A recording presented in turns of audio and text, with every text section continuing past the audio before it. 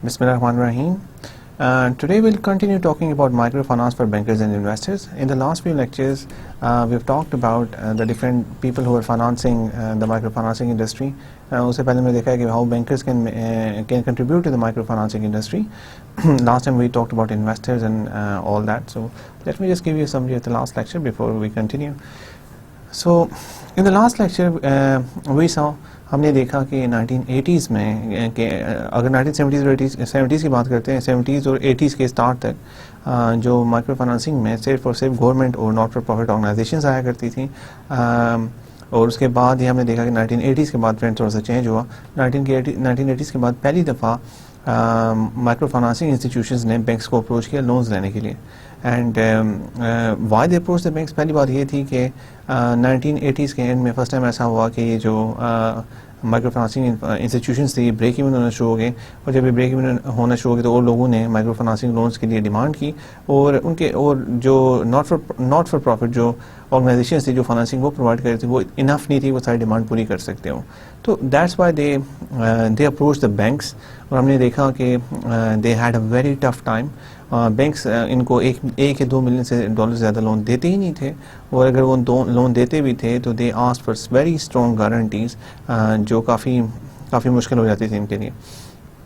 So literally जो capital था वो नॉन एग्जिस्टेंट था, बैंक लोन्स हासिल करना बहुत ही मुश्किल था. उसके बाद हमने देखा कि 1980s के एंड में जो शुरू में लोन्स मिले वो भी गारंटीज़ जो हमने देखा थे, आसियान ने एक गारंटी प्रोग्राम बनाया, एक फ़ंड बनाया जिसके थ्रू वो माइक्रो फाइनेंसिंग इंस्टीट्यूशंस के लोन्स को गारंटी करते थे, तब जाके उनको माइक्रो फाइनेंसिंग इंस्टीट्यूशंस को लोन मिलना शुरू हुए. सो नाउ मिलना शुरू हुए. So it was a very hard time in terms of financing. But हम बात करते हैं जब हम 21st सेंचुरी की फर्स्ट डेकेड की बात करते हैं तो उसमें micro financing institutions main stream में आ गए, और हमने देखा है कि अब हर किस्म के इन्वेस्टर्स इनको पैसा दे रहे हैं, एक्विटी से लेकर डेट तक इनको सब कुछ ईजिली अवेलेबल हो रहा है. और हम आउटलुक्स की बात करते हैं तो मॉर्गन स्टैनली और बड़े एनालिस्ट ने इनको बड़ा पॉजिटिव आउटलुक दिया है, और कई जगहों पे जो माइक्रो फाइनेंसिंग इंस्टीट्यूशंस हैं they are even better than the banks.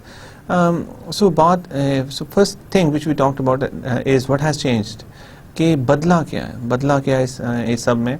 तो उसमें हमने देखा था कि 1980s में जो हम क्या बदला है जिसकी वजह से सारी जो माइक्रो फाइनेंसिंग को कोई भी लोन देने के लिए तैयार नहीं था, कोई भी किसी किस्म की फाइनेंसिंग देने के लिए तैयार नहीं था, और अब इतनी फाइनेंसिंग मिल रही है, सब कुछ हो रहा है. सो व्हाट चेंज क्या हो.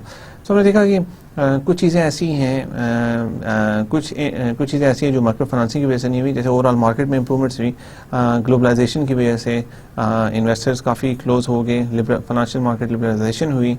उसके अलावा हमने देखा कि टेक्नोलॉजी काफ़ी इम्प्रूव हो गई जिसकी वजह से इन सब को जो लोन्स मिलने में काफ़ी बेहतरी गई. उसके अलावा जो हमने एक और चीज़ देखी थी वो ये हमने देखा कि जब गवर्नमेंट रेगुलेशन, जब ये माइक्रो फाइनेंसिंग इंस्टीट्यूशन थोड़े से इंप्रूव हुए, बेहतर हुए, तो हर मुल्क ने गवर्नमेंट रेगुलेशन भी माइक्रो फाइनेंसिंग इंस्टीट्यूशंस के लिए इशू किया, जिसको उनको स्ट्रिक्टली फॉलो करना पड़ता है. जब रेगुलेशन आया तो उसके बाद उन्होंने अच्छी इन्वेस्टमेंट करना शुरू हो गए की, और उसके साथ ही माइक्रो फाइनेंसिंग इंस्टीट्यूशंस ट्रांसपेरेंट हो गए. ट्रांसपेरेंट से जब रेगुलेशन होगा तो जो रेगुलेटर है उनके पास माइक्रो फाइनेंसिंग इंस्टीट्यूशंस को स्टेटमेंट सबमिट करवानी पड़ेंगी, और वो अब जो स्टेटमेंट्स होंगी वो हर किसी के लिए अवेलेबल होंगी.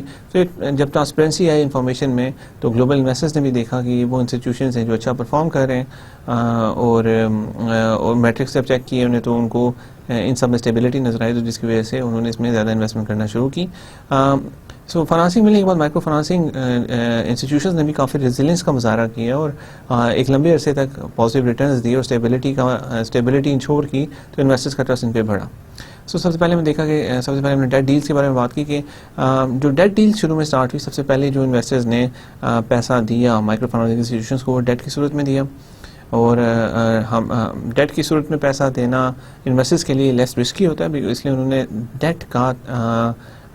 डेट प्रोवाइड करना शुरू किया इंस्टीट्यूशंस को, और डेट से ही सब कुछ स्टार्ट हुआ. बाद में हम देखते हैं कि उसके अलावा बैंक लोन्स भी इनको फिर बाद में मिलना शुरू हो गए. पहले अगर बहुत ज़्यादा गारंटी सही होती थी, बहुत छोटे लोन मिलते थे, बाद में ये hundreds of millions of dollars में लोन्स मिलना शुरू हो गए, और गारंटीज़ भी काफ़ी कम हो गई या लिटरली ख़त्म हो गई.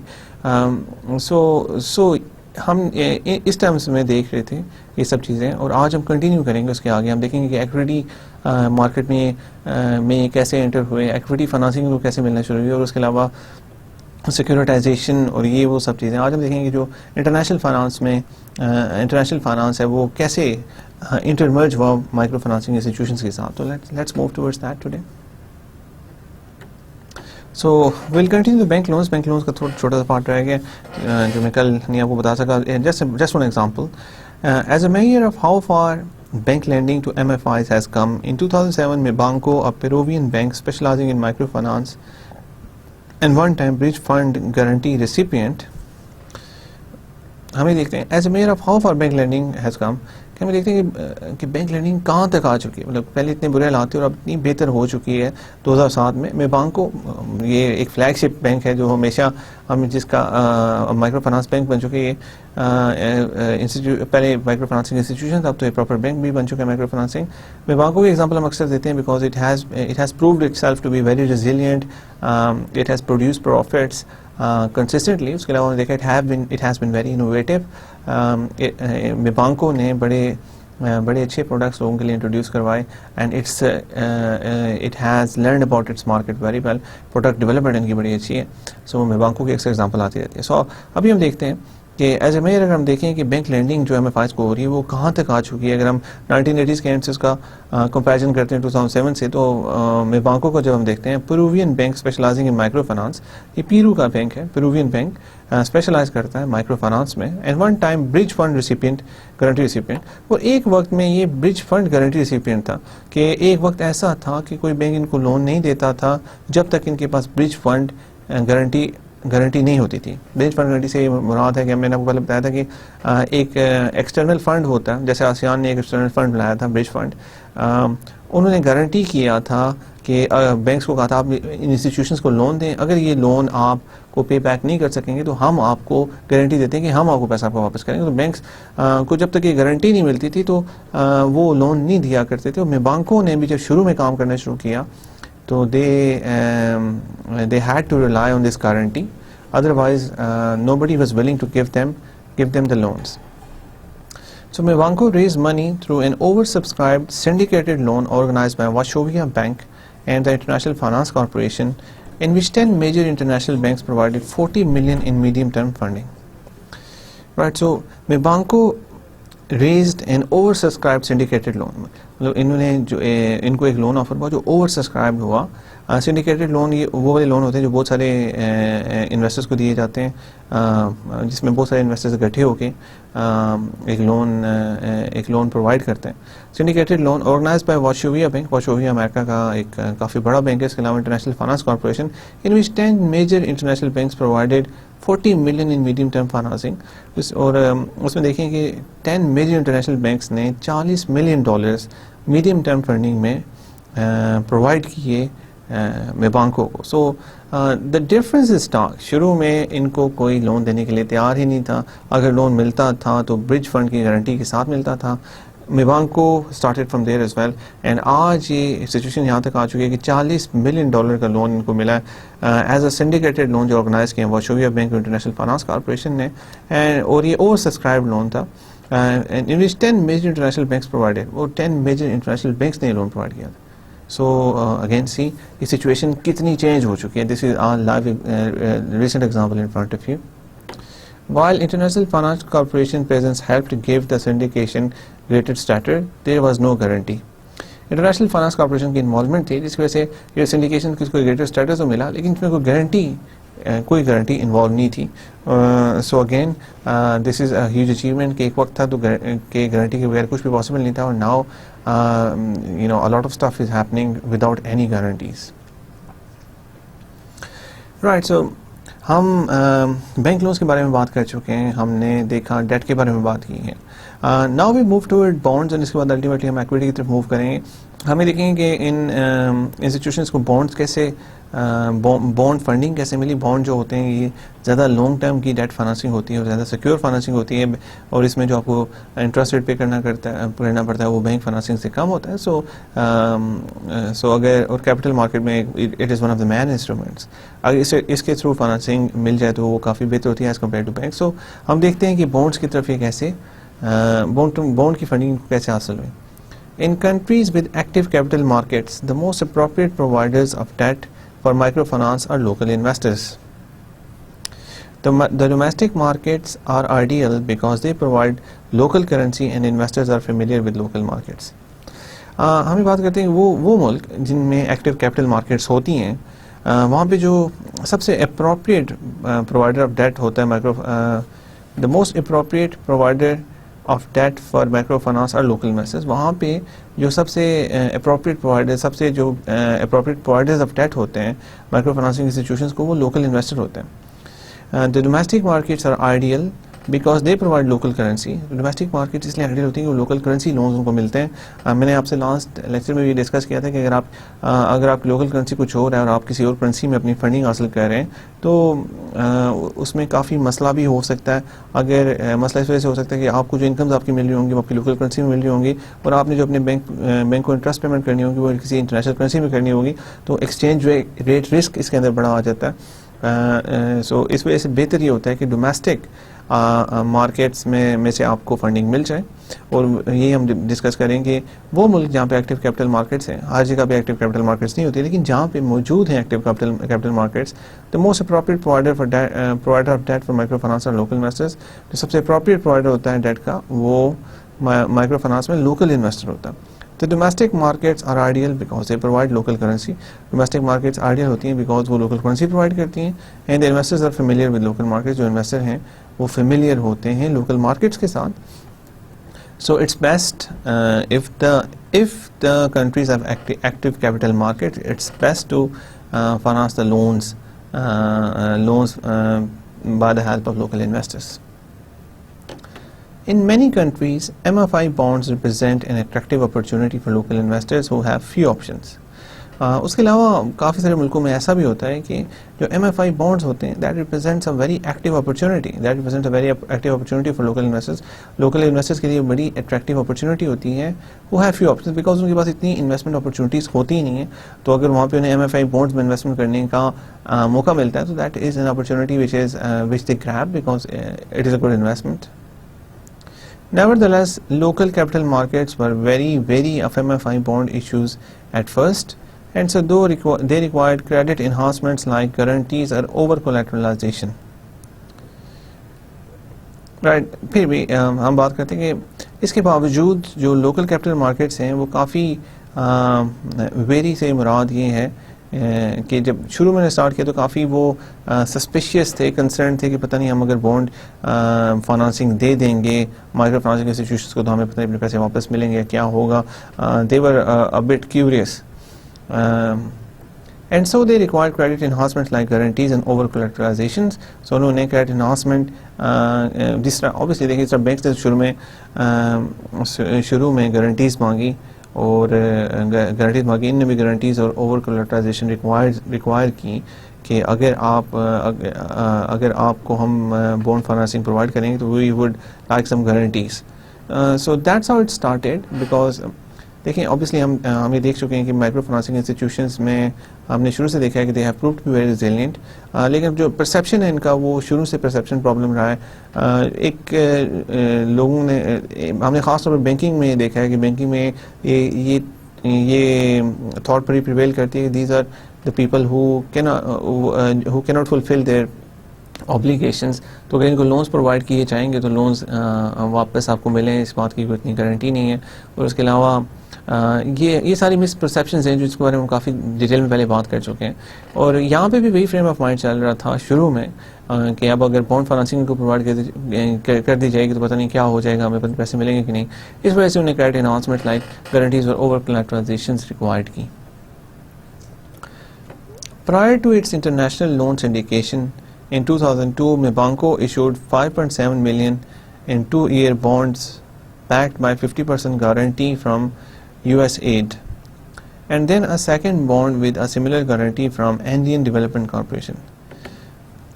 So ہم بات کرتے ہیں prior to its international loan syndication in 2002. ہم نے بھی بات کی ہے کہ جو میبانکو کو ایک لون سینڈیکیشن جو لون ملا تھا اس سے پہلے میبانکو issued 5.7 million in 2 years bonds backed by 50% guarantee from USAID, and then a second bond with a similar guarantee from Andean Development Corporation. So یہ سنڈیکیٹ سے جو انہیں لون ملا تھا میبانکو کو اس سے پہلے انہوں نے 5.7 million کے 2 سال کے بونڈز ایشو کیے backed by 50% guarantee from USA, اور یہ 50% اس کی گارنٹی دی تھی یونائٹیڈ اسٹیٹس ایڈ USA, اس کا آپ نے اکثر نام سنا ہوگا, and then a second bond with similar guarantee from Indian Development Corporation. اس کے بعد نے ایک سیکنڈ بانڈ ایشو دوبارہ سے کیا اور اس پہ بھی جو گارنٹی تھی وہ انڈین ڈیولپمنٹ کارپوریشن کی تھی. سو دیکھیں جب یہ اسٹارٹ کیا ایون جب 2002 میں انہوں نے بانڈ ایشو اسٹارٹ کیے تو جو بانڈ پرووائڈرز تھے انہوں نے جو بانڈ فائنانسنگ کے پرووائڈرز تھے انہوں نے گارنٹی ریکوائرڈ کی, اور فرسٹ کیس میں 50% گارنٹی USA نے دی, اور جب سیکنڈ ٹائم اس طرح کا بانڈ ایشو کیا تو انڈین ڈیولپمنٹ کارپوریشن نے گارنٹی دی, تب جا کے یہ سلسلہ چل سکا. Even with the enhancements, the first bond issues were small and carried a high interest rate. What may be surprising is how quickly the markets accepted the new institution after initial trials. So اس کے بعد ہم دیکھتے ہیں Even with the enhancements, the first bond issues were small and carried a high interest rate. So دیکھیں credit enhancements موجود تھی, 50% guarantee USAID کی طرف سے موجود تھی, $5.7 million کا بانڈ ایشو کیا گیا, اینڈ بعد میں بھی جب ایسے بانڈز ایشو کیے گئے تو گارنٹی دوبارہ ریکوائر کی گئی, انڈین ڈیولپمنٹ کارپوریشن نے سیکنڈ ٹائم وہ گارنٹی دی. سو یہاں پہ دیکھ رہے ہیں even with the enhancements the first bond issues were small and carried a high interest rate. Enhancements کے باوجود جو پہلے بانڈ ایشو کیے گئے وہ اسمال تھے, ان کا سائز چھوٹا تھا. 5.7 million is not considered to be a very huge bond issue. Companies کے بہت بڑے بڑے بانڈ ایشوز ہوتے ہیں اور اسمال. سو اس کا جو پہلے انہانسمنٹس کے باوجود جو پہلے بانڈ ایشوز ہوئے وہ چھوٹے تھے, they are small and carried a high interest rate, اور ان کے جو انٹرسٹ ریٹ تھا وہ کافی ہائی تھا. What may be surprising is how quickly the markets accepted the new institutions after initial trials. So یہ ہم نے دیکھا ہے کہ کریڈٹ انہانسمنٹس کے ہونے کے باوجود جو بانڈ ایشوز کیے گئے بائی مائکرو فائنانسنگ انسٹیٹیوشنز وہ چھوٹے تھے, ان کا سائز اسمال تھا, اور جو انٹرسٹ ریٹ ریکوائرڈ کیا انویسٹرز نے وہ کافی ہائی تھا. What may be surprising is how quickly this market accepted the new institutions after initial trials. لیکن سرپرائزنگ یہ ہے کہ these are initial trials. Obviously یہ پہلی دفعہ ایسا ہو رہا تھا کہ یہ micro financing institutions bonds issue کر رہے تھے, اینڈ آپ کو پتہ ہے کہ جب بھی کسی نئی مارکیٹ میں انویسٹرز جاتے ہیں تو they are always very first, they are always suspicious to start with. لیکن سرپرائزنگ یہ ہے کہ بہت ہی جلدی مارکیٹس نے ایکسیپٹ کر لیا نئے انسٹیٹیوشن کو آفٹر دا انیشیل ٹرائلس. جو انیشیل ٹرائلس کیے گئے جس میں انہانسمنٹس ریکوائرڈ کی گئی, لونز بھی اسمال تھے, چھوٹے لونز دیے گئے, اور جو انٹرسٹ ریٹ ریکوائرڈ کیے گئے وہ بھی ہائی تھا. لیکن سرپرائزنگ یہ ہے کہ بڑی جلدی مارکیٹ نے انیشیل ٹرائلس کے بعد ان کو ایکسیپٹ کر لیا. Building on these experiences, in 2007, Mibanco offered a 5-year bond for $10 million with an A rating on the Peruvian scale and without a guarantee. So اب دیکھیں 2002 میں سچویشن یہ تھی کہ میبانکو $5.7 million کا جب بانڈ ایشو کرتا تھا تو اس کو US8 کی گارنٹی کی ضرورت پڑتی تھی, یا پھر انڈین ڈیولپمنٹ کارپوریشن کسی ایک بڑی یا ڈیولپمنٹ کارپوریشن کی, یا پھر کسی NGO بڑی کی ان کو ضرورت پڑتی تھی جو گارنٹی کر سکے ان کے بانڈ ایشو کو. اور ہم نے یہ بھی دیکھا ہے کہ جو آپ کے بانڈ انویسٹرز تھے وہ انہانسمنٹس مانگ رہے تھے, وہ گارنٹیز مانگتے تھے, جو لونز دیتے تھے وہ بہت چھوٹے ہوتے تھے, جو انٹرسٹ ریٹ ہوتا تھا وہ کافی ہائی ہوتا تھا. لیکن ہم نے دیکھا کہ یہ انیشیل ٹرائلس تھے جب وہ دیکھ رہے تھے کہ مارکیٹ اگر ہم یہاں پیسہ دیتے ہیں تو کیا ہوتا کیا ہے. سو دیور اوبیسلی کاشیس. ہم نے لاسٹ ٹائم ایک ایگزامپل میں نے آپ کو دی تھی جس میں نے آپ کو بتایا تھا کہ کیسے انویسٹرز نے مائکرو فائنانسنگ انڈسٹری کو لیا ہے. اس کو ہم نے ایک انالوجی کے ساتھ دیکھا تھا کہ ایک چھوٹا بچہ جب پہلی دفعہ کوشش کرتا ہے تیرنے کی تو آپ نے دیکھا ہوگا کہ سب سے پہلے وہ جہاں کا پانی شیلو ہوتا ہے, کم ہوتا ہے, وہاں پہ جاتا ہے اور بڑے آرام سے قدم رکھ رہا ہوتا ہے, اور آہستہ آہستہ پھر وہ, اور اوبیسلی اس کے ساتھ کوئی بڑا ہوتا ہے, اس کی مدر یا فادر ہوتے ہیں جو اس کو ہیلپ آؤٹ کر رہے ہوتے ہیں. یہاں پہ دیکھیں یہاں پہ گارنٹیز اور وہ سب چیزیں آتی ہیں جو جو ان کو کنونس کرتی ہیں کہ you can do it.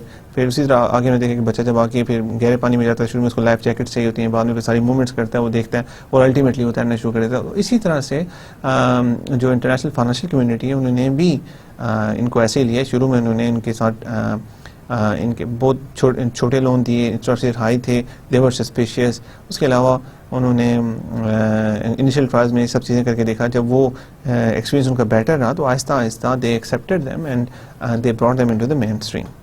So building on these experiences, ہم نے دیکھا ہے کہ اس ایکسپیرینس پہ بلڈ کرتے ہوئے 2002 سے ان نے بانڈ ایشو کرنا شروع کیا بینکوں نے.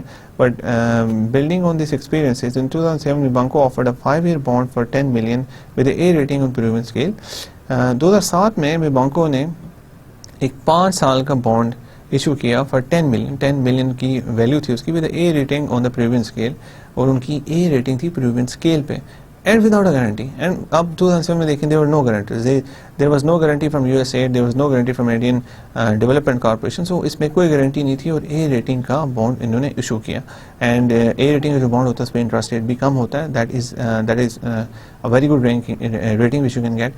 بانڈ کا جو انٹرسٹ ریٹ ہوتا ہے وہ اکثر ریٹنگ پہ ڈیپینڈ کرتا ہے. سو دس is a very good rating. سو دیکھیں کہ 2002 میں سچویشن کتنی ڈفرینٹ تھی, کتنی مشکلات تھی. اینڈ بینکوں نے جب سکسیسفلی پرفارم کیا اور انویسٹرز کو اپروو کر کے دکھایا کہ this is a resilient business and we are here for long, تو انویسٹرز نے بھی ان کے اوپر بڑی جلدی زیادہ اعتماد کا مظاہرہ کیا. اور 2007 میں ان کو جو لون ملنا شروع ہوئے وہ 10 بلین تک ان کا لون چلا گیا, بڑی آسانی سے مل گیا. 5 سال کا, پہلے آپ نے دیکھا تو 2 سال کے مل رہے تھے, اس سے ہاف اماؤنٹ کے مل رہے تھے, اور اس پہ ان کو گارنٹرز کی ضرورت تھی. اور یہاں پہ ان کو ایک ریٹنگ مل گئی جس پہ انٹرسٹ ریٹ کم تھا and without a guarantee. So again ہم نے دیکھا ہے کہ شروع میں مشکلات کافی تھی, لیکن انویسٹرز نے بڑی جلدی انیشیل ٹرائلز کے بعد اس چیز کو ایکسیپٹ کیا, اور انہوں نے اب بڑی آسانی سے بعد میں پھر یہ بانڈ ایشو فائنانس پرووائڈ کرنا شروع کر دیا micro financing industry. Despite the lack of a guarantee, the interest rate on the issue fell from 12% میں بینکوں paid on the first bonds to just over 6%. So دیکھیں ہاف ہو گیا interest rate.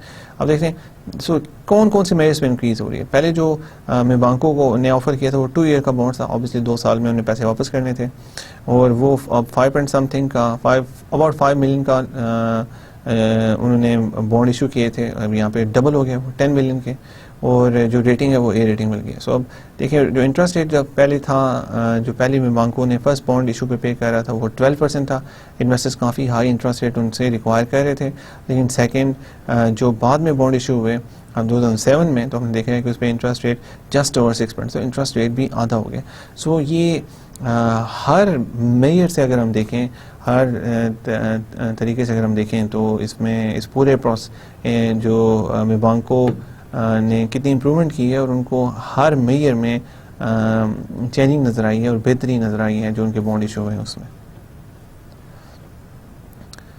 Financiera Contrampos, the precursor to Contrampos Banco, issued 5 bonds from 2002 to 2005, placing a total of 68 million with increasingly favorable conditions. All of these bond issues were underpinned by strong ratings MXA from Standard & Poor's and Fitch. So یہ ایک اور micro financing institution ہے جنہیں bond issue کیے, 5 bond issue کیے 2002 سے لے کر 2005 تک. انہوں نے 5 بانڈ ایشو کیے, placing a total of $68 million, right? So that is a huge amount of money, $68 million with increasingly favorable conditions. اور جو شروع میں تھے وہ obviously اتنے اچھے, لیکن آہستہ آہستہ ان کی increasingly favorable conditions ملی. All of these bonds were issued underpinned by strong ratings MXA from Standard & Poor's and Fitch. Standard & Poor's, Fitch, اس کے علاوہ Standard & Poor's ہیں, Fitch ہیں, اس کے علاوہ موڈیز بھی ہیں. موڈیز یہ 3 مین ریٹنگ ایجنسیز ہیں جو آلموسٹ ہر قسم کی ریٹنگ کرتی ہیں. اس میں وہ یہ ملکوں کی بھی ریٹنگ کرتی ہیں, بانڈس کی ریٹنگ کرتی ہیں, کمپنیز کی ریٹنگ کرتی ہیں.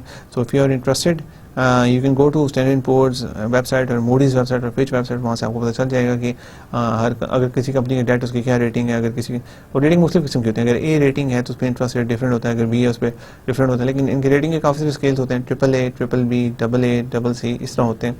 اور جتنا اچھا گریڈ ملا ہوتا ہے کسی بھی کمپنی کو, اتنا ہی جو ان کا انٹرسٹ ریٹ ہوتا ہے فائنانسنگ پہ وہ کم ہوتا ہے.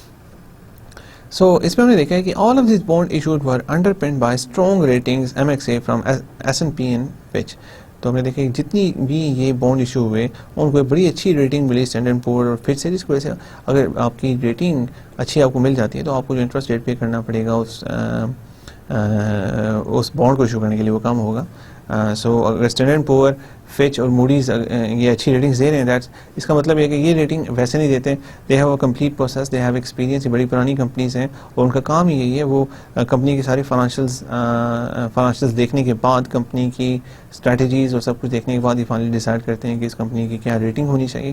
ان کا سارا اس پروسیس کے میں سے ہر کمپنی کو گزار کے دیکھتے ہیں کہ how resilient is the company, اس کی فائنینشیل سچویشن کیا ہے اور ان کا بزنس ماڈل کیسا ہے. So they see a lot of stuff and they جب یہ سب کچھ دیکھ لیتے ہیں تو فائنلی یہ ریٹنگ دیتے ہیں بیسڈ آن دیئر ایکسپیرینس کہ اگر کمپنی کا اس طرح کا بزنس ماڈل ہے، فائنینشیل اس کی پوزیشن اتنی ہے، تو وہ اس کو اگر بانڈ یہ کمپنی بانڈ ایشو کرے گی تو اس کی کیا چانسز ہیں کہ یہ بانڈ پے اپ کر دیں گے انٹرسٹ کے ساتھ واپس. سو اگر آپ کمپلیٹ پروسیجر وغیرہ دیکھنا چاہتے ہیں تو you can go to S&P اور فچ ویب سائٹ. لیکن یہاں پہ میں بتانا چاہتا ہوں کہ یہ جو بانڈس ایشو کیے گئے 2002 سے 2005 تک، ان کو بہت اچھی ریٹنگ ملی اسٹینڈرڈ پور اور فچ سے، جس کی وجہ سے جو انٹرسٹ ریٹ اس کے اوپر پے کرنا پڑا وہ بھی کافی لو تھا. In 2004 offering, Citigroup Banamex placed 44 million of peso-dominated 5-year bonds. Part of the deepening story of Contrapos was shift in nature of the buyers of bonds. اب ہم 2004 کی بات کرتے ہیں. سٹی بینک بینامیکس نے پلیس کیا $44 million کا peso denominated 5-year bonds. Peso Mexico کی کرنسی ہے، پیسو ڈینومینیٹڈ 5-year bond، 5 سال کا بانڈ 44 ملین کا انہوں نے آفر کیا. Part of the deepening story for Compartamos was shift in nature of buyers of the bond.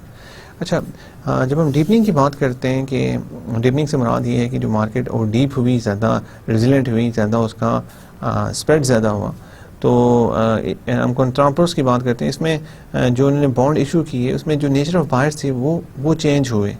There was a shift in the nature of buyers of the bond. جو ہم نے دیکھا کہ جو انویسٹرز ہیں تو مختلف قسم کے ہو سکتے ہیں. اس میں بانڈس کے جو بائرز ہوتے ہیں اس میں انسٹیٹیوشنل انویسٹمنٹ سے رچ لوگ ہو سکتے ہیں، مڈل کلاس کے لوگ ہو سکتے ہیں، ساورن ویلتھ فنڈز ہو سکتے ہیں. سو ہم یہاں پہ بات کر رہے ہیں کہ part of the deepening story for Compartamos میں کنترامپوس کی جو ڈیپننگ اسٹوری ہوئی ہے، کنترامپوس کے آپریشن جتنے ڈیپ ہوئے، جتنا انہوں نے پینٹریشن زیادہ کی مارکیٹ کے اندر، was a shift in nature of the buyers of the bond. وہ بائرز جو تھے بانڈ کے، ان میں ایک چینجنگ ہے جس کی وجہ سے زیادہ پاسبل ہو سکا. So the initial bonds had been bought by high net worth individuals willing to take a risk. It was only after Contrapos had a track record in the market that institutional investors began to participate.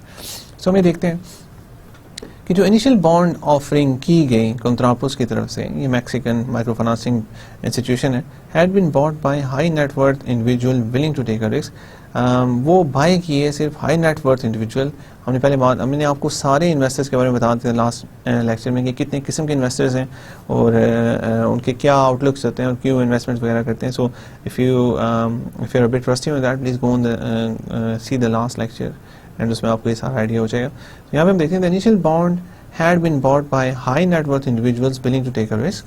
جو initial bonds تھے وہ خریدے جو high net individuals تھے جو risk لینا چاہتے تھے، وچ ور ولنگ ٹو ٹیک اے رسک، جو جنہیں پتہ تھا کہ ہم اگر یہاں پہ انویسٹ کریں تو we are taking a risk, اور the more the risk the more the reward. سو اگر وہ ایک رسکی انویسٹمنٹ میں انویسٹمنٹ کریں تو they required high rate of return. So آپ دیکھ لیں اور بعد میں کیا ہوا. It was only after Compartamos have a track record in the market that institutional investor began to participate. جب کنٹراپوس نے آہستہ آہستہ اپنا ایک ٹریک ریکارڈ بنایا مارکیٹ کے اندر، اس کے بعد انسٹیٹیوشنل انویسٹرز آئے. انسٹیٹیوشنل انویسٹر میں پینشن فنڈ ہیں، میوچل فنڈ ہیں، انشورنس کمپنیز ہیں. سو یہ جو لوگ ہوتے ہیں یہ ریگولیٹڈ انسٹیٹیوشنز ہیں اور ان کو ان کی ذمہ داری ہوتی ہے کہ وہ اچھی انویسٹمنٹس کریں اور یہ اتنا زیادہ رسک نہیں لے سکتے. سو ایک شفٹ ہوا. سب سے پہلے آپ دیکھیں شروع میں جو بانڈ بائی کر رہے تھے وہ ہائی نیٹ ورتھ انڈیویجولس تھے جنہیں پتہ تھا کہ یہ رسکی انویسٹمنٹس ہیں، اس لیے جو وہ ریٹ آف ریٹرن ریکوائر کر رہے تھے بانڈ بائی کرنے کے لیے وہ ہائی تھا. تو ہم نے دیکھا کہ شروع میں جو بانڈز ایشو کیے گئے ان پہ جو انٹرسٹ ریٹ تھا جو پے کرنا پڑا مائکرو فائنانسنگ انسٹیٹیوشنس کو وہ ہائی تھا. میبانکو کی ایگزامپل میں دیکھ لیں جو 2002 میں انٹرسٹ ریٹ جو انہوں نے بانڈ ایشو کیا تو وہ اس میں جتنے لوگوں نے زیادہ بائی کیا, کنتراپوس کے کیس میں جو 2002 میں انہوں نے بانڈ ایشو کیا اس میں جو انیشیل بائرس تھے وہ کون تھے, وہ ہائی نیٹ انڈیویجولس تھے.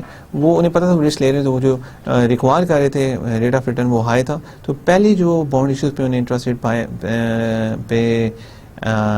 پے کرنا پڑا وہ کافی ہائی تھا. ہم نے دیکھا ہے کہ بینکوں کے کیس میں پاس نمبرز بھی موجود ہیں کہ اباؤٹ 12% وہ انٹرسٹ ریٹ پے کر رہے تھے پہلی بانڈ جو آفرنگ انہوں نے کی.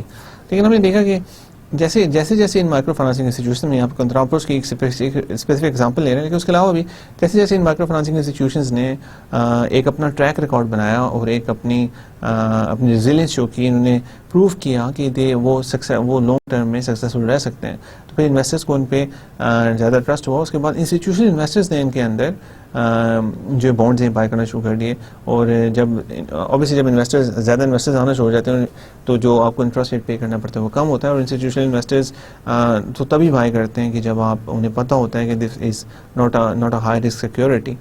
اور سو یہ بات ہم کہہ رہے ہیں کہ دیکھیں کیسے ایک طرف سے جو ایک قسم کے انڈیویجولس سے پہلے انویسٹر تھے وہ بائی کرتے اور کیسے ایک چینج آیا جب ٹریک ریکارڈ بن گیا مارکیٹ کے اندر, تو انسٹیٹیوشنل انویسٹرز کیسے آگے اور کیسے انہوں نے بانڈز بائی کرنا شروع کر دیا. It is important to note that both the Contrapamos and Mibanco bonds were bought mainly by commercial investors, socially oriented investors being relatively scarce in Latin America. So it is important to note that both the Contrapamos and Mibanco bonds were bought mainly by commercial investors.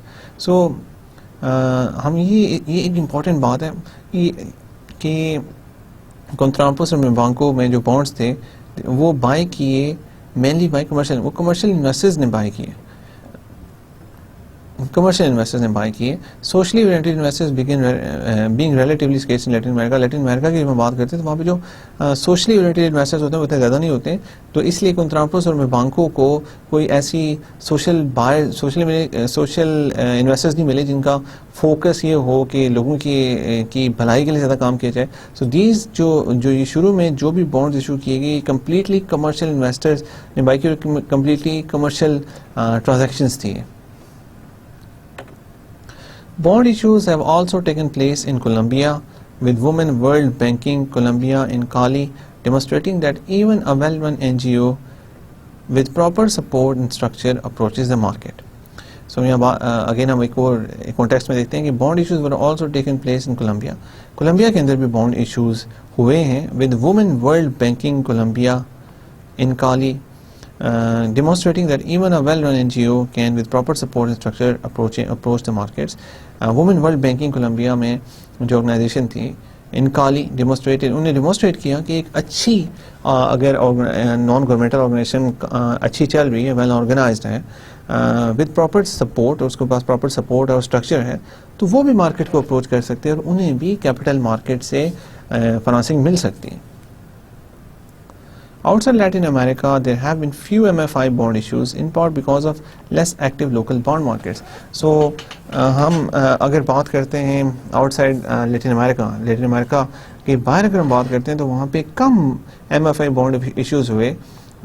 In part اس کی ویسے basic وجہ یہ تھی کہ وہاں پہ جو local ان کی کیپٹل مارکیٹس تھی, لوکل جو کیپٹل مارکیٹس ہیں وہ کم اتنی زیادہ ایکٹیو نہیں, جس کی وجہ سے وہ وہاں پہ بانڈ ایشوز اتنے زیادہ نہیں ہو سکے. So what about more bonds? Local bond issues will probably become more common as mainstream ratings of MFI bolster investor confidence and successful examples accumulate, provided of course that local markets have liquidity to place.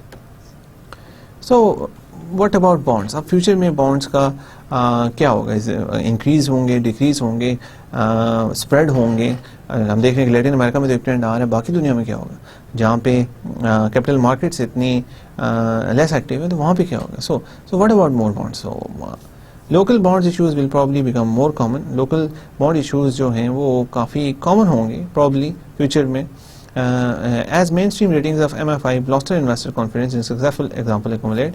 جیسے مین stream ratings جو ملیں گی M F eyes کو جب مین stream اچھی ratings ملی, جیسے کہ ہم نے دیکھا ہے کہ پریویسلی بھی جو ہم بات کر رہے تھے کہ اسٹینڈرڈ اینڈ پورز اور فچ کی طرف سے اچھی ریٹنگز ملی. جب اچھی ریٹنگز ملتی ہیں تو انویسٹرز کا کانفیڈنس آ جاتا ہے, بیکاز انہیں پتہ ہوتا ہے کہ جو ریٹنگز ملتی ہیں یہ ایک بڑی تھورو پروسیس کے بعد ہوتی ہیں, اس میں بڑی تھورو ویٹنگ ہوتی ہے, اس کے بعد یہ ریٹنگز دیتے ہیں. تو اگر اچھی ریٹنگز فیوچر میں ملتی رہی مائکرو فائنانسنگ انسٹیٹیوشنس کو تو اس کی وجہ سے انویسٹرز کا کانفیڈنس بڑھے گا. اس کے علاوہ سکسیزفل ایگزامپلس آہستہ آہستہ گٹھی ہوتی جائیں گی. دیکھیں شروع میں ہم نے دیکھا کہ میں بینکوں کو جو لون ملا تھا اس 12% پہ, جو اس کا بانڈ ایشو ہوا 12% پہ ہوا, بعد میں 6% پہ ہوا, بیکاز میں بینکوں نے 2007 تک پروو کیا, اس نے انویسٹر کو کنسسٹنٹلی اچھے ریٹرن دیے, کنسسٹنٹلی انہوں نے انوویشن کی, اچھے پروڈکٹس لائے, اپنی مارکیٹ میں زیادہ بہتر طریقے سے کام کیا, اور جیسے جیسے چیزیں ہوئی اور اس کو بینکوں کو کافی فائدہ ہوا. اس صورت میں فائدہ ہوا کیونکہ جو فائنانسنگ ہے وہ انہیں سستی فائنانسنگ ملی جو پہلے انہیں کافی ایکسپینسو مل رہی تھی. Provided of course that local markets have liquidity place. So of course یہ سب کچھ ڈپینڈ کرتا ہے کہ آپ کی لوکل مارکیٹ کے پاس لیکوڈیٹی ہو. اگر لوکل مارکیٹ کے پاس لیکوڈیٹی ہی نہیں ہے then it is just not possible. Right, so now we move towards some more complex things. Now we move toward collateral debt and collateralized loan obligations. Collateralized debt obligations and variations called collateralized loan obligations pool fixed income assets and loans from a diversified portfolio of microfinance institutions and countries and enable economies of scale and funding diversification. آپ لوگ graduate students ہیں تو آپ نے اگر finance کے اور courses پڑھے ہیں جس میں آپ نے ڈیریویٹیوز پڑھے ہوں تو اس میں آپ نے لازمی کولیٹرلائزڈ ڈیٹ اوبلیگیشنز کا نام سنا ہوگا, اور یہ فائنانشیل کرائسس میں ان کا کافی اکثر ذکر آتا ہے 2007 یا 2008 میں. اینڈ ویریشن, ان کا ایک ویریشن جسے کہتے ہیں کولیٹرلائزڈ لون اوبلیگیشنز. اس میں pool fixed income assets and loans from diversified portfolio microfinance institution and countries. اس میں کیا جاتا ہے کہ پول کیا جاتا ہے فکس ایسیٹس کو اور لونز کو from a diversified portfolio of microfinance institutions and countries. جو آپ کے فکس ایسیٹس اور لونز ہوتے ہیں ان کو پول کیا جاتا ہے ایک ڈائیورسفائڈ پورٹفولیو جو مائکرو فائنانس کا ہوتا ہے, وہ انسٹیٹیوشنز کا بھی ہوتا ہے اور ملکوں کا بھی ہوتا ہے. Enable economies of scale and funding diversification. اور اس میں یہ پول کرنے کے بعد اکانومیز آف اسکیل پرووائڈ کی جاتی ہیں, فنڈنگ ڈائیورسفیکیشن پرووائڈ کی جاتی ہے. I won't go into all the details of collateralized debt obligations and collateral loan obligation. یہ ویسے ایک فائنانشیل مارکیٹس یا فائنانشیل تھیوری کے کورس میں یہ سب چیزیں ہوتی ہیں. So if you want to have a look, you can just Google them, you will find out, اور آپ کو یہ پتہ چلے گا کہ فائنانشیل کرائسس میں کیسے ان کی وجہ سے زیادہ مسائل ہوئے. یہاں پہ I'll just give you a general overview تاکہ آپ کو تھوڑا بہت آئیڈیا ہو جائے اور یہ پتہ چل جائے کہ مائکرو فائنانسنگ کو ان سے کیا فائدہ ہو. Dexia, a Franco-Belgian bank, and Blue Orchard, an asset management company, created the first CDO of microfinance, the Dexia Microfinance Fund, in 1998. Investors included retail and private banking clients, institutional investors, and funds of funds. So Dexia کی ہم بات کرتے ہیں, یہ ایک France اور Belgium کا bank ہے. اینڈ بلو آرچرڈ اس کے ساتھ ایک ایسٹ مینجمنٹ کمپنی ہے. Created the first CDO of microfinance. ان نے سب سے پہلا collateralized debt obligation بنایا جو مائکرو فائنانس کا تھا, the Dexia Microfinance Fund in 1998. So Dexia Microfinance Fund 1998 میں بنایا گیا. Investors included retail and private banking clients, institutional investors, and funds of funds. So اس میں جن لوگوں نے انویسٹ کیا, جن لوگوں نے collateralized debt obligations بائی کی, وہ ریٹیل اور پرائیویٹ بینکنگ کلائنٹس تھے, اس کے علاوہ انسٹیٹیوشنل انویسٹرز تھے اور فنڈز آف فنڈز تھے. The structure, which is in 2007 managed $170 million, featured a commercial rate of return and redemption rights and was backed by guarantee from overseas private investment company. ہم جب آگے دیکھتے ہیں کہ جو اسٹرکچر 2007 میں مینیج کیا گیا $170 million کا تھا. It featured a commercial rate of return and redemption right. وہ commercial rate of return تھا, اس کے اوپر redemption rights بھی تھے. It was backed by guarantee from overseas private investment company. اور it was وہ back بھی تھا گارنٹی کے ساتھ جو overseas private investment company کی تھی. Because of its legal structure, the Dexia fund can only offer short-term maturities, limiting its attractiveness to both MFIs and investors. So شروع میں جو یہ ڈیکزیا کا فنڈ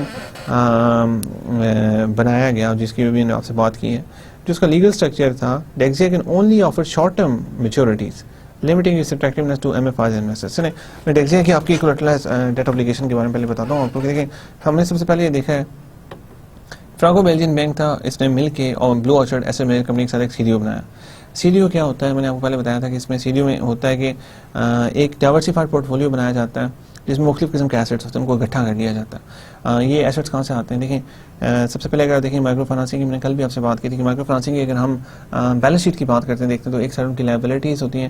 لائبلٹیز میں کیا ہوتا ہے, ڈپازٹس اگر وہ لے لیں تو وہ ہوں گے, نہیں تو ڈیٹ فائنانسنگ اور ایکویٹی فائنانسنگ ہوگی, یہ ان کی لائبلٹیز میں آتا ہے. اور اب جب ان کے ایسیٹس میں آتے ہیں تو کیا ان لائبلٹیز سے جو انہیں پیسہ ملتا ہے تو obviously اس کو کہیں نہ کہیں وہ انویسٹ کریں گے, اس پہ کچھ پیسہ بنائیں گے تو لائبلٹیز کو واپس کر سکیں گے.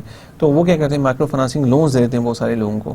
جب وہ بہت سارے لونز دے دیتے ہیں لوگوں کو تو obviously وہ اب 3 سال کا اگر لون ہے تو 3 سال میں ہر مہینے پیمنٹ آئے گی, اور جب پیمنٹس ایکومولیٹ ہوں گی تو تب اگر انہوں نے 7% فائنانسنگ پہ وہ لون حاصل کیا ہو تو 11% یا 12% وہ آگے دے رہے ہیں, تو ان کا 5% جو ہے وہ ان کا پروفٹ بن رہا ہے. سو جب بہت سارے ایسیٹس ان کی بیلنس شیٹ پہ اکٹھے ہو جاتے ہیں تو ایک طریقہ یہ کیا جا سکتا ہے, سیکورٹائزیشن اور کلیکٹر ڈیٹ اپلیکیشن ایسے بنتی ہے کہ جو ان کے بہت سارے ایسیٹس پڑے ہوتے ہیں وہاں پہ, وہ ایسیٹ سارے ان سب کو اکٹھا کر دیا جاتا ہے اور ان کا ایک پول بنایا جاتا ہے جس میں بہت سارے مائکرو فائنانسنگ انسٹیٹیوشنس کے جو ایسیٹس ہوتے ہیں, ایسیٹ سے مراد ہے وہ لونز جو بھی آؤٹ اسٹینڈنگ ہے جن کی بھی پیمنٹس آ رہی ہیں. سو obviously اگر ہم ایک لون کو اٹھا کے سولوشن میں دیکھتے ہیں تو لون ایک ایسیٹ ہی ہوتا ہے جو آپ کو ایسیٹ کی ڈیفینیشن کیا ہے, ایسیٹ ہر وہ چیز ہے جس کو جو آپ کو فیوچر میں کیش فلوز پرووائڈ کرے گا. ایسیٹ جس کو آپ ایسی کوئی چیز جس کو آپ بائی کرتے ہیں وہ جو آپ کو فیوچرز میں کیش فلوز پرووائڈ کرے گا. تو جو آپ کا لون ہے وہ آپ نے بائی کیسے کیا ہے, یو پرووائڈیڈ اے لون, آپ نے کچھ پیسے دیے ہیں اس بندے کو ایز اے لون, اینڈ اب وہ آپ کے پاس ایسیٹ آ گیا ہے آپ کی بیلنس شیٹ پہ ایسیٹ سائڈ پہ, اور فیوچر میں آپ کو کیش فلوز پرووائڈ کرے گا. دس از این ایسیٹ. اب اس طرح کے بہت سارے ایسیٹس کو ہم اکٹھا کرتے ہیں اور ان کے ہم مختلف چنکس بنا لیتے ہیں, اور پھر ہم انویسٹرس کو وہ آفر کرتے ہیں کہ آپ ان میں سے بائی کریں, آپ بائی کریں. اگر آپ یہ ایسٹ بائی کریں گے تو آپ کو 12% ریٹرن ملے گا, آپ کو 13% ریٹرن ملے گا. اس طرح ریٹرنز آفر کرتے ہیں, اور وہ جو ایسٹ ہوتے ہیں ان کو سیکورٹیز بنا کے ہم آگے سیل کر دیتے ہیں. اور ہم نے دیکھا کہ جو ہم نے بات کی ہے یہاں پہ بیلجین بینک جو تھا اور بلو آرچرڈ نے مل کے جو کیا, ان کے جو CDOs تھے وہ بائنگ کیے ریٹیل انویسٹرز نے, پرائیویٹ بینکنگ کلائنٹس نے, انسٹیٹیوشنل انویسٹرز نے اور فنڈ آف فنڈز نے. اور ہم نے یہ دیکھا کہ جو بیکاز آف اٹس جو لیگل اسٹرکچر تھا ڈیگزیا فنڈ کا, اس کی وجہ سے وہ صرف شارٹ ٹرم میچورٹی کی سیکورٹیز آگے دے رہے تھے کہ وہ جو انویسٹرس کو پرووائڈ کر رہے. اب دیکھیں اگر بہت سارے لون پڑے ہوئے ہیں ان کی بیلنس شیٹ پہ جو 3 سال کے بعد وہ میچور ہو رہے ہیں, اور لیکن ڈیگزیا صرف شارٹ ٹرم میچور دیتے ہیں. وہ ہو سکتا ہے کہ سیکورٹی جو آگے دے رہے ہو انویسٹرس کو وہ 6 months کی پرووائڈ کر رہا ہوں, بیکاز یہاں پہ ہم دیکھ رہے ہیں کہ ان کا لیگل اسٹرکچر ایسا تھا کہ وہ آگے جو سیکورٹیز آفر کر رہے ہیں انویسٹرس کو, جو انویسٹرس بائی کرتے ہیں وہ 6 months کی ہوں گی. لمیٹنگ دیٹ, اگر وہ میچورٹیز جس میں کم میچورٹی کی سیکورٹیز آگے دے رہے ہیں, تو اگر جو زیادہ لونز پورٹ فولیو میں پڑے ہیں وہ 3 سال کے ہیں اور یہ 6 months کی میچورٹی کی آگے جو انویسٹرز ہیں وہ بائی کر رہے ہیں سیکورٹیز جو ان کے اوپر بیسڈ ہیں, تو کیا ہوگا 6 مہینے کے بعد پھر وہ کسی اور انویسٹر کو آگے اور سیکورٹیز بیچنی پڑیں گی. اگر یہ میچ کر جائے پھر ڈیوریشن تو پھر اس میں رسک کم ہو جاتا. Again, these are a bit complex concepts, and if you don't understand all of it, I would encourage you to take a financial theory course. اور آج کل آسان ہے انٹرنیٹ پہ جانا, find out of financial theory course اور derivatives course, تو اس میں یہ چیزیں آپ کو ڈیٹیل میں پتہ چلیں گی. اور ایٹ لیسٹ اگر آپ تھوڑی بہت انڈرسٹینڈنگ اور زیادہ انڈرسٹینڈنگ چاہتے ہیں تو just google it, and on the Google you will find it out کہ how collateral debt applications work, اینڈ ایک لون کو کیسے لون سے کولیٹرلائز ڈیٹ اپلیکیشن کیسے بنائی جاتی ہے, آپ کو پکچرز کے ساتھ یہ سب کو بتا دیا جائے گا. بٹ یہاں پہ میں اتنی ڈیٹیل میں آپ کو یہ نہیں بتا سکتا because this is not the purpose of this course. I am here to teach you about micro financing institutions, so I have to stick with that because of the time limitations. I won't be able to do that. Blue Orchard and Developing World Markets, an emerging market fund management and consulting company, addressed this shortcoming when they created Blue Orchard Microfinance Securities (BOMC), which raised $87 million in 2 tranches in 2004 and 2005. Right, Blue Orchard and Developing World Markets, Blue Orchard نے Developing World Markets کے ساتھ مل کے ان emerging market funds, یہ ایک emerging market کا fund management تھا. یہ ایمرجنگ مارکیٹ فنڈ مینجمنٹ اور کنسلٹنگ کمپنی تھی developing market funds, address this shortcoming when they created Blue Orchard Microfinancing Securities.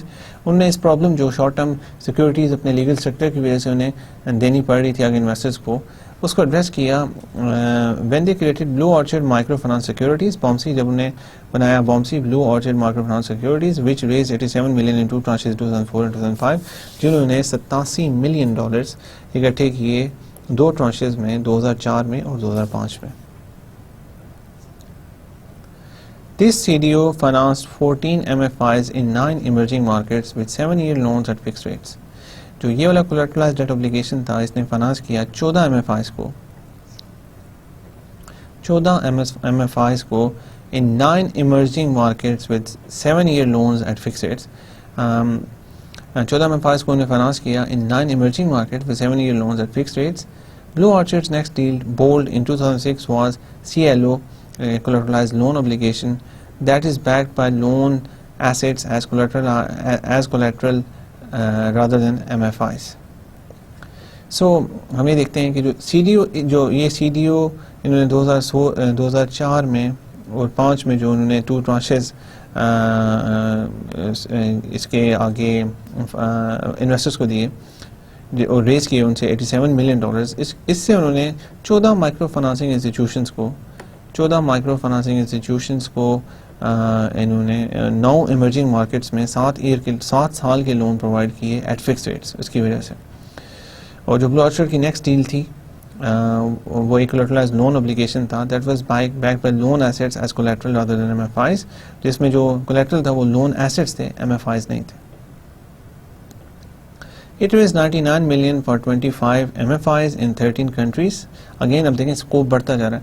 $99 million انہوں نے اکٹھے کیے 21 MFIs کے لیے 13 ملکوں میں, and was followed in 2007 by Bold 2 together with Morgan Stanley, which securitized $110 million in loans with a rating by Standard & Poor's. So again finally دیکھیں numbers gradually کتنے انکریز ہو رہے ہیں. فائنلی مورگن اسٹینلی کے ساتھ کولیبریشن کر کے ان نے سیکورٹائز کیے $110 million in loans with a rating from Standard & Poor's, اور انہیں جو ریٹنگ ملی وہ Standard & Poor's سے ملی. Behind each such deal is a proud arranger. Ian Callaghan, who led the deal for Morgan Stanley, attributed much of the success of Bold 2 to the rating. He says that it opened doors to a much wider audience of investors. اچھا, کوئی بھی جب deal ہوتی ہے تو اس کے پیچھے ایک پراؤڈ ارینجر ہوتا ہے. اوبیسلی اس کے پیچھے ایک ارینجر ہوتا ہے جو سارا کچھ ارینج کرتا ہے, ہیلپ آؤٹ کرتا ہے سب چیزیں کرنے. اگر وہ نہیں کرے گا تو سب کچھ پاسبل ہی نہیں ہوتا. Ian Callaghan, who led the deal for Morgan Stanley, Ian Callaghan وہ تھے مینیجر تھے جنہوں نے ڈیل لیڈ کی مورگن اسٹینلی کے ساتھ. مورگن اسٹینلی ایک بہت بڑا انویسٹمنٹ بینک ہے جو it is one of the major investment banks in America. Attributed much of the success of Bold 2 to the rating. انہوں نے کہا کہ جو ریٹنگ جو ہماری سکسیس ہوئی ہے Bold 2 کی, جو ان کا collateralized loan obligation تھا, اس کی جو سکسیس ہوئی ہے وہ زیادہ ان کی جو انہیں سکسیس اتنی ملی ہے وہ ریٹنگ کی وجہ سے ملی ہے. He says it opened doors to a much wider audience of investors. انہوں نے کہا کہ ہمیں جو ریٹنگ اتنی اچھی ملی اس کی وجہ سے ہمارے لیے نئے رستے کھل گئے to a much wider audience of investors. ایک کافی بڑی آڈینس جو تھی جو انویسٹرز کی, اس کی طرف ہمارے لیے بہت بڑے رستے کھل گئے. کہنے کا مطلب یہ کہ اگر ان کے پاس ریٹنگ اچھی نہ ہوتی تو پھر انویسٹرز کا اتنا زیادہ ٹرسٹ ان کے اوپر نہ ہوتا اور ان کو اتنے اچھے ریٹس پہ فنانسنگ نہ مل سکتی جس سے وہ آگے فنانس کر سکتے, کیونکہ ان کی collateralized لون اپلیکیشن کی ریٹنگ اچھی تھی. اس کی وجہ سے ایک انویسٹرز جو اس میں انویسٹ کرتے ہیں ان کو کانفیڈنس آتا ہوگا. کافی وائڈ رینجنگ انویسٹرز آئے جنہوں نے اس میں انویسٹ کیے. Asad Mahmood, managing director global social investment funds of Deutsche Bank, was equally proud of global commercial microfinance consortium he spearheaded in 2005. اسی طرح کی ایک اور ڈیل کی ہے اسد محمود نے جو مینیجنگ ڈائریکٹر تھے global social investment funds of Deutsche Bank, جو گلوبل سوشل انویسٹمنٹ فنڈ تھا ڈوشے بینک کا. was equally proud of global commercial microfinance consortium he spearheaded in 2005. He was very proud of the global commercial microfinance consortium he spearheaded in 2005, جو انہوں نے یہ consortium 2005 میں head کیا. The consortium included Merrill Lynch again is a big investment bank, Munich Re and AXA کا نام جس لوگ ایک insurance company, along with international development agencies of the United Kingdom, the United States and France. جو کنسورٹیم تھا اس کے جو members تھے وہ اس میں میرل لنچ ہے جو ایک بہت بڑا انویسٹمنٹ بینک ہے, Munich Re again Munich Re and EXA is insurance company along with international developing agencies. اس کے ساتھ ہی ڈیولپمنٹ ایجنسیز نے ان کے ساتھ کام کیا جو یونائٹڈ اسٹیٹس, یونائٹڈ کنگڈم کی تھی, یونائٹڈ اسٹیٹس کی تھی اور فرانس کی تھی. 10 of the 14 institutional investors in the consortium had no previous involvement in microfinance. One of the features that structured finance deals such as this make possible is a precise application of credit enhancements only where they are most needed. Right. So یہ جو 14 institutional investors تھے اس میں سے جو 10 تھے اس کو 14 institutional investor اس کنسورٹیم میں تھے, ان میں سے جو 10 تھے ان کا کوئی پریویس, ان کا اس سے پہلے کوئی ایکسپیرینس ہی نہیں تھا مائکرو فائنانس کے ساتھ. One of the features that structured finance deals such as this make possible is the precise application of credit enhancements only if they are required. So ایک فیچر جو ان structured finance deals کا ہوتا ہے وہ یہ جو ان کو پاسبل کرتا ہے وہ یہ ہوتا ہے کہ جو کریڈٹ انہانسمنٹس ہیں وہ ان کو صرف وہاں پہ اپلائی کیا جائے جہاں پہ ان کی سب سے زیادہ ضرورت ہے. کریڈٹ انہانسمنٹس ہمیں دیکھیں جہاں پہ گارنٹیز یا ایسی چیز ریکوائرڈ ہو تو وہ ہر جگہ پہ اس کو شامل نہ کیا جائے, صرف وہاں پہ ایسی چیزوں کو شامل کیا جائے جہاں پہ ان کی سب سے زیادہ ضرورت ہے. In case a DFID grant supported the equity and partial US aid guarantee supported the first tranche of debt, investors were stratified according to risk appetite. High net worth individuals and development agencies took the riskier equity and subordinated debt tranches. So اب یہاں پہ دیکھتے ہیں in this case DFID یہ United kingdom کی ایک grant, ان کی ایک مین آرگنائزیشن ہے جو ناٹ فار پروفٹ کے لیے کام کرتی ہیں. In this case DFID grant supported the equity and a partial USAID guaranteed supported the first tranche of the debt. So DFID کی جو گرانٹ تھی اس نے سپورٹ کیا ایکویٹی کو, اور اس میں جو and a partial USAID guarantee, USAID نے گارنٹی دی to support the first tranche of the debt. اب میں نے آپ کو بتایا جو کلیکٹرائز ڈوٹ اپلیکیشن ہوتی ہے اس میں مختلف ٹرانچز ہوتی ہیں. ایک سب سے ہائی ٹرانچ ہوتی ہے جس میں سب سے اچھی سیکورٹیز ہوتی ہیں, اس کے ایک کلاس بی ہوتی ہے, کلاس سی ہوتی ہے. کلاس بی جو ہوتی ہے اس میں جو سیکورٹیز ہوتی ہیں وہ اتنی اچھی نہیں ہوتی. جو کلاس سی ہوتی ہے اس میں اس سے کم وہ سیکورٹیز ہوتی ہیں. جیسے جیسے سیکورٹیز نیچے جاتی ہیں ویسے ویسے انٹرسٹ ریٹ ہائی ہوتا رہتا ہے ان پہ جو انویسٹرز لیتے ہیں. سو اس میں یہ ہوا کہ DFID نے جو سپورٹ گرانٹ دی اس سے ایکویٹی کو سپورٹ کیا گیا, اور اس کے علاوہ جو USAID نے پارشل گارنٹی دی اس سے فرسٹ ٹرانچ آف ڈیٹ جو تھی اس کو سپورٹ کیا گیا. Investors were stratified according to risk appetite. So مختلف قسم کے انویسٹرز تھے جو اسٹریٹیفائڈ تھے اکارڈنگ ٹو رسک ایپیٹائٹ کہ وہ کتنا رسک لینا چاہتے ہیں اس کے مطابق. High net worth individuals and development agencies took the riskier equity and subordinated debt ٹرانچز.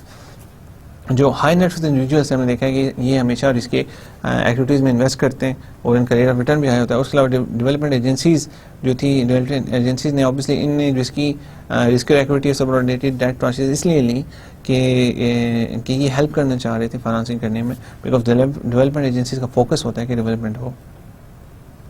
More risk-averse institutional investors held the senior debt tranche, which with low risk not only by its senior status but also by a 40% US government guarantee.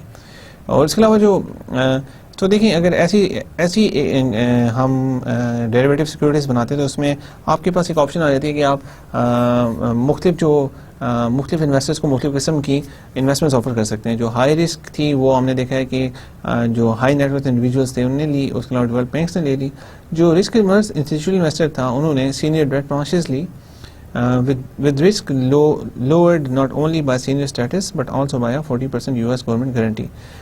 So ان کا جو risk تھا وہ low تھا because of it senior status سے مراد ہے کہ اگر کوئی ڈیفالٹ ہوتا ہے سب سے پہلے پیسے نہیں ملتے ہیں, اور ساتھ جو ان کے جو ہائی اسٹانچ میں جو ایسیٹس ہوتے ہیں وہ بھی اچھی کوالٹی کے ہوتے ہیں, اور اور اس کے ساتھ ہی 40% گارنٹی بھی تھی US کی تب تو اس لیے رسک ایورس انویسٹرز کے لیے اچھی اپرچونیٹی تھی بیکاز اس میں کریڈٹ انہانسمنٹس بھی آ رہی ہیں اور ساتھ ہی جو سیکورٹی وہ بائی کر رہے ہیں وہ بھی ایک اچھی کوالٹی کی. The fund raised 81 million, which was almost completely placed within the first year in 40 MFIs in 21 countries.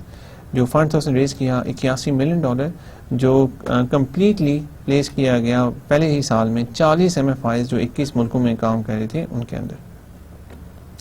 There are obstacles to be sure. The investors prefer CDOs in euros or dollars, which puts foreign exchange risk on MFIs, though the Deutsche Bank consortium was notable in that MFIs received local currencies. Right, so obstacles اس میں آ جاتے ہیں کہ اگر اس طرح international financing حاصل کی جاتی ہے اور MFIs کو دی جاتی ہے تو انویسٹرز پریفر کرتے ہیں ان CDOs کو جو یوروز اور ڈالرز میں، اس لیے کہ یورپ کے جو انویسٹرز ہیں وہ کہیں گے یوروز میں ہوں، اور جنرلی لوگ ڈالرز میں انویسٹمنٹ کو پریفر کرتے ہیں because dollar is reserve currency which puts foreign exchange risk on MFIs. اگر یہ ڈالر یا یوروز میں ہی اگر لون دیے جائیں تو پھر فارن ایکسچینج رسک پڑ جاتا ہے MFIs پہ. I give you many examples yesterday کہ فارن ایکسچینج رسک کی وجہ سے کیا مسائل ہو سکتے ہیں اور ان سے اس کا حل کیا ہے. Though the Deutsche Bank consortium was notable in that MFIs received local currency, لیکن ہم نے دیکھا کہ جو Deutsche Bank consortium ہے وہ اس سلسلے میں ان کا کام کافی بہتر ہے بیکاز انہوں نے جو MFIs کو لون دیا آگے وہ لوکل کرنسی میں دیا. Deutsche Bank would do that because Deutsche Bank is a big bank اور ان کے کافی آپریشنز ہیں، وہ ہیجنگ کر کے اس طرح کی چیزیں کر سکتے ہیں. اگر آپ فورن ایکسچینج ڈیریویٹیوز لے لیتے ہیں تو وہ آپ کے ایکسچینج رسک ختم کرنے میں ہیلپ کر سکتے ہیں. The lack of investor quality data on MFIs hinder arranging CDOs. The biggest issue, however, is perhaps the limited number of large MFIs in the world, with the consequence that many investors are chasing the same ones, leading to an oversupply of financing. So the lack of investor quality data on MFIs hinder arranging CDOs. لیکن جو data ہے وہ زیادہ available نہیں ہے investor quality پہ جو MFIs کا ہے، اس کی وجہ سے CDOs میں پرابلم آتے ہیں. The biggest issue, however, is perhaps the limited number of large MFIs in the world. جو سب سے بڑا ایشو ہے وہ یہ ہے کہ جو بہت بڑی جو بڑی MFIs ہیں دنیا میں ان کا نمبر کافی کم ہے. with the consequence that many investors are chasing the same ones. پھر بھائی اگر نمبر بڑا MFIs کا کم ہے تو اس کا نتیجہ یہ ہوگا کہ سارے جو انویسٹرز ہوں گے وہ چیز کر رہے ہوں گے سیم MFIs کو، وہی جو گنے چنے MFIs ان کو وہ چیز کر رہے ہوں گے، leading to an oversupply of finance, جس کی وجہ سے فائنانس کی ایک اوور سپلائی ہو جائے گی صرف ان MFIs کے لیے، اور جو باقی MFIs جو چھوٹے ہیں ان کو فائنانسنگ کی کمی ہو جائے گی ان کے لیے.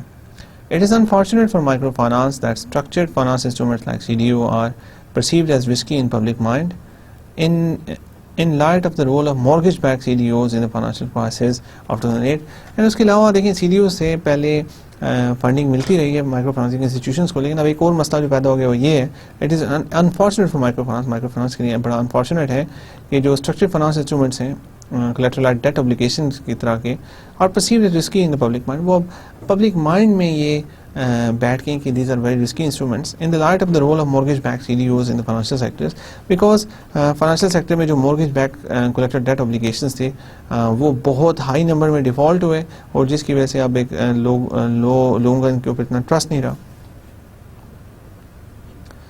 With the onset of the crisis, the rate of new CDOs to finance microfinance fell to a standstill. So obviously دیکھیں جو کرائسس کا مین انسٹرومنٹ جو اس کا نام بار بار آتا تھا وہ CDOs تھے، تو اب ایک obviously نیگیٹو پرسیپشن بن گیا CDOs کا. تو ہم نے دیکھا ہے کہ کرائسس کے بعد جو ریٹ آف نیو CDOs تھا to finance micro finance fell to a standstill, جو نئے CDOs کا ریٹ تھا وہ بالکل اسٹینڈ اسٹل ہو گیا. CDOs are very good, maybe too good at bringing investors into sectors that are either riskier or less familiar than blue chip companies or conforming mortgages. CDOs اچھے اس لیے ہوتے ہیں کہ وہ انویسٹرز کو ایسے سیکٹرز میں لا سکتے ہیں جن کو کافی رسکی پرسیو کیا جاتا ہے یا جس کے ساتھ وہ اتنے زیادہ فیملیئر نہیں ہوتے. اگر فیملیئر نہیں ہے تو پھر وہی فیملیئرٹی میں کی بات آتی ہے تو پھر بلو چپ وہی ٹیکنالوجی کمپنیز اور اس کنفارمنگ مورگیجز اس طرح کی چیز رہ جائیں جس میں وہ اپنا پیسہ لگا سکتے ہیں. نئی جگہوں پہ انویسٹ کرنا ان کے لیے کافی مشکل ہو جائے. But there is no reason to panic about micro finance CDOs. These obligations are backed by creditworthiness of individual MFIs, most of which are regulated financial institutions.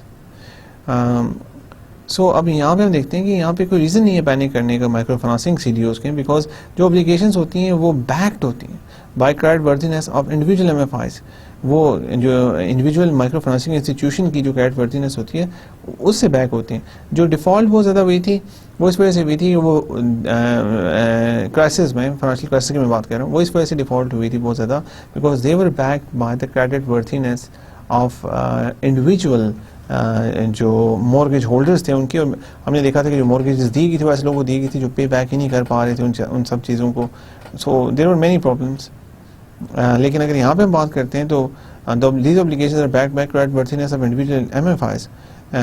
یہ جو انڈیویجول مائکرو فائنانسنگ انسٹیٹیوشنز ہیں ان کی credit ورتھینس پہ یہ depend کرتی ہیں. Most of which regulated financial institutions, اور یہ ایم ایف آئیز جو ہیں یہ ریگولیٹڈ فائنانشیل انسٹیٹیوشنز ہیں, ویری ویل نون انسٹیٹیوشنز ہیں. So we can not compare micro finance C D Os with mortgage C D Os. There is a lot of difference in these. They lack the speculative element inherent in mortgages that rely on house prices to retain their value.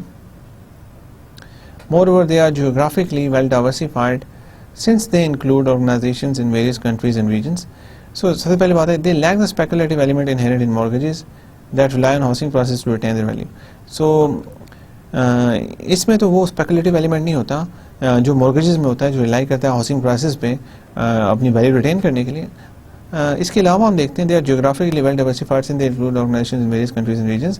اس کے علاوہ geographically بڑی well diversified ہوتے ہیں, اس میں جو organizations ہوتی ہیں وہ کافی سارے countries اور regions میں سے ہوتی ہیں. Nevertheless, the subprime mortgage experience provided a warning against overconfidence in microfinance or any popular investment vehicle. لیکن اس کے علاوہ اگر ہم دیکھتے ہیں تو سب پرائم جو ہمارا mortgage experience ہے وہ ہمیں بتاتا ہے that provides a warning against overconfidence in وہ ایک warning دیتا ہے کہ اگینسٹ اوور کانفیڈنس ان مائکرو فائنانس اور any popular investment vehicle. Micro finance میں بھی اوور کانفیڈنس نہیں ہونا چاہیے, کانفیڈنس ہونا چاہیے. اور آپ پروڈنٹ میئرز لیں, آپ دیکھیں پرفارمنس میئرز دیکھیں اور سب چیزیں دیکھیں, فیوچر میں بھی کوشش ہو کے چلیں. اوور کانفیڈنس جو سب پرائم مورگیج کا ایکسپیرینس ہے وہ ہمیں وارننگ دیتا ہے کہ آپ کو اوور کانفیڈنٹ نہیں ہونا چاہیے مائکرو فائنانس اور کسی بھی اور پاپولر انویسٹمنٹ وہیکل میں آپ کو اتنا اوور کانفیڈنٹ نہیں ہونا چاہیے. So with this today's lecture end. آج ہم نے we started with bonds. ہم نے bonds میں دیکھا کہ bonds کیسے ایشو ہوئے, اور ہم نے دیکھا کہ شروع میں جو بانڈس ایشو ہو رہے تھے وہ کافی مشکل سے ہو رہے تھے, اس میں کریڈٹ انہانسمنٹس بھی ریکوائرڈ تھیں, اور جو بانڈس کا جو نمبرز ملے تھے وہ بھی کم تھے, جو انٹرسٹ ریٹ تھا وہ کافی ہائی تھا, جو جس ڈیوریشن کے لیے ہو رہے تھے وہ بھی کافی کم تھا. But with time things change, اور اب جو بانڈز ایشو ہو رہے ہیں وہ اب اچھی ریٹنگس مل رہی ہیں مائکرو فائنانسنگ انسٹیٹیوشنس کو, جس کی وجہ سے اچھے بانڈ ایشوز ہو رہے ہیں جس میں لمبے پیریڈ کے لیے ہو رہے ہیں, انٹرسٹ ریٹ کم ہو گیا, اور it is a stable source of financing for the microfinancing institutions. اس پر ہم نے collateralized debt and collateralized loan obligations کے بارے میں دیکھا کہ how these derivatives can help, and we saw some examples, one of Deutsche Bank, one of Citi Bank, کہ ہم نے دیکھا کہ how they organize all that. So with this our lecture ends today. Thank you very much for your time. Allah Hafiz.